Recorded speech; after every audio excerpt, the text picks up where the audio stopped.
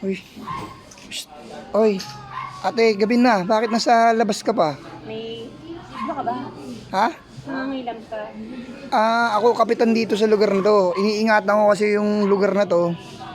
Bakit nandito ka pa sa lansangan? Nakapitan po kayo. Oo. Eh, may kausap po kasi ako. May hinihiraman ako ng pera eh. Ha? May kausap po ako, may hinihiraman ako ng pera. Bakit? May problema ka ba sa pera? Opo. Bakit? Saan mo gagamitin naman yung pera na yan? Pambayad ng kuryente, ng tubig. Ang ganda-ganda mo. Nandito ka pa sa kalsada, oh. Papalamig lang, mainit po kasi sa loob. Baka maya, madaanan ka ng mga masasamang loob dito. Ano ba yung ano mo? Magkano ba yung perang kailangan mo? 10,000. 10K? Ang laki naman.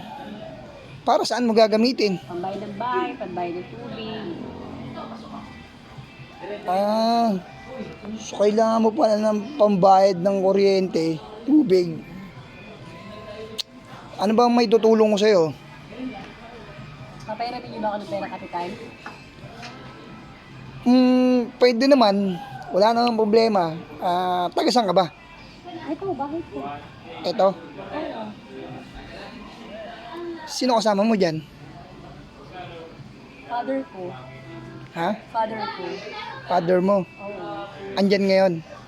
Wala. May hiraman din ng pera, no? Problema nga eh. So, ibig sabihin mo wala kang kasama ngayon dyan sa bahay? Sige, ganito na lang. Total ayoko kasi may nakikitang nalulungkot na babae, lalong-lalo ng ganda-ganda mo, nasa kalsada ka po. Baka may madaanan ka ng masamang loob dito. Sige, doon tayo sa loob, pag-usapan natin. Okay na ba? Sige, kapitan. Tara. Papayag na mga kapitan. Wala problema, sige.